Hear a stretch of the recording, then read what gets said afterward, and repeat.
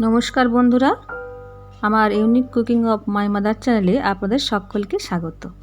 আর তার সঙ্গে জানাই দীপাবলির প্রীতি ও শুভেচ্ছা। দীপাবলির আগের দিন হয় চতুর্দশী।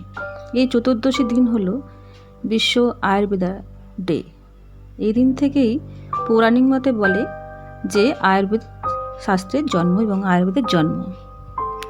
তো এই দিন মা লক্ষ্মী যখন গৃহে যাত্রা করবেন তখন সবদিক অন্ধকার অর্থাৎ অমাবস্যা পড়ে গিয়েছিল, তাই তাকে দীপদান করে দেবতারা তার গৃহে যাত্রার ব্যবস্থা করে দিয়েছিলেন। আর তখন থেকেই এই দীপদানের ব্যবস্থা আছে এবং 14 শাক খাওয়ার রীতি চলে আসছে। তাই চতুর্দশীর দিন আমরা এই 14 শাক খেয়ে থাকি।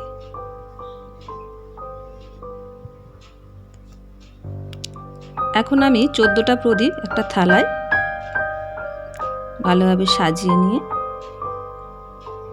সেটাকে সলতেগুলোকে দিয়ে দিচ্ছি।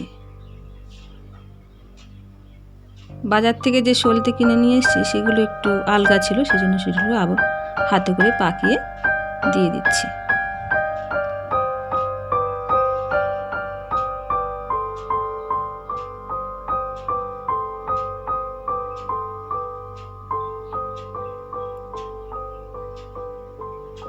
সলতেগুলো দেওয়া হয়ে গেছে, এগুলোতে পরিমাণ মতো তেল দিয়ে দেবো, দিয়ে একে একে জ্বালিয়ে দেবো।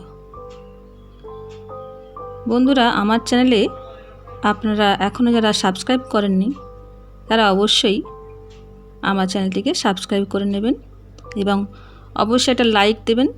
আর ভিডিওটা কেমন লাগলো সেটা কমেন্টের মাধ্যমে জানাবেন, তাহলে আমি অন্যান্য আরও ভিডিও বানাতে উৎসাহিত হব। এখন প্রদীপগুলোকে আমি জ্বালিয়ে নিচ্ছি। এই চতুর্দশীর দিন 14টা প্রদীপ জ্বেলে আমার গৃহে এগুলো রাখতে হয়, তাই আমি 14টা প্রদীপ জ্বালিয়ে নিয়েছি। এখন এগুলোকে আমি চারিদিকে সাজিয়ে দেব।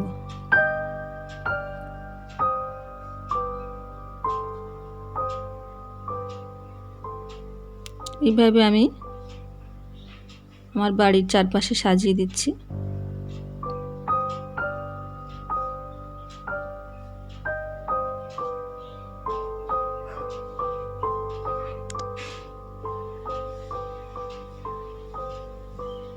এখন একটা প্রদীপ আমি কালীমার মূর্তির সামনে দিয়ে দিলাম।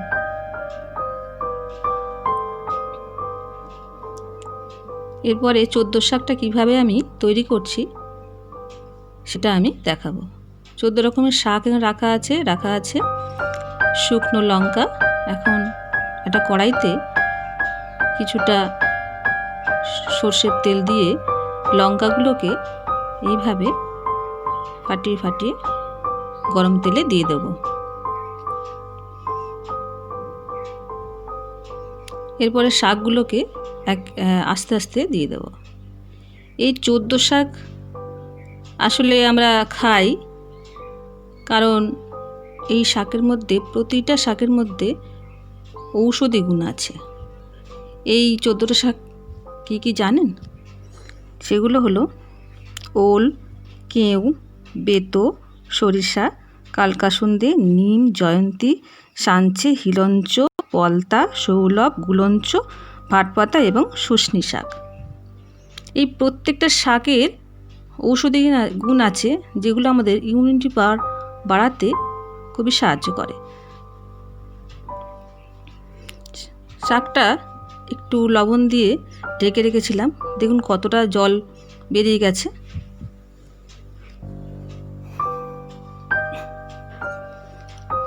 কেন শাকের মধ্যে যে জল থাকে সেটাই চাপা দিলে বেরিয়ে আসে। এই শাকটা বারবার চাপা দিয়ে দিয়ে ভাজতে হবে, মানে ভাপে ভাপে শাকটাকে সিদ্ধ করতে হবে। এখন একটু লবণ দিয়ে দিলাম। এই শাকটা ভাজতে বেশি উপকরণ লাগে না, শুধু একটু নুন আর একটু হলুদ আর লঙ্কা হলেই চলে।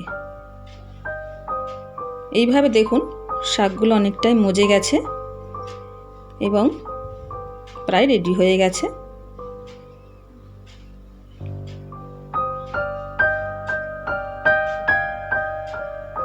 এখন শাকগুলোকে তুলে নিলাম। অনেকে এতে পেঁয়াজ দিয়েও স্বাদ আনার জন্য ভাজে, তবে যেহেতু এটা পুজোর ব্যাপার সেই জন্য আমি এতে পেঁয়াজ দিই না। আমি অন্যান্য শাকগুলো একটু পেঁয়াজ ভেজে দিয়ে দিই যাতে আরও খেতে সুন্দর লাগে। আপনারা যদি চান তো সেভাবেও করতে পারেন, কিন্তু আমি পুজোর ব্যাপার বলে এখানে দিইনি। এরপরে তারপর দিনে কালী পূজা, আমি সেটাকেও আপনাদের শেয়ার করছি যে কীভাবে আমি কালী পূজার দিনটা কাটিয়েছি। আমার বাড়িতে কালী মূর্তি আছে। আমি দক্ষিণেশ্বর থেকে একটা কালী মূর্তি নিয়ে এসেছিলাম। সেই মূর্তিকে আমি নিত্য পূজায় দিই, তবে এই কালী পূজার দিনে তো একটু দিতেই হবে। তাই আমি একটু মায়ের জন্যে ফুল, সন্দেশ এবং ফল প্রসাদের ব্যবস্থা করেছি। মাকে সাজিয়ে দিচ্ছি।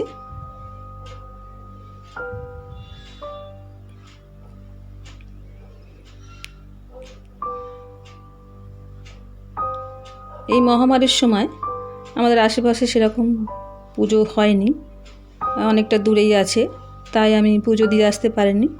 আমি আমার ঘরের ঠাকুরকেই ফুল, মালা এবং মিষ্টি প্রসাদ দিয়ে সবই সাজিয়ে দিচ্ছি।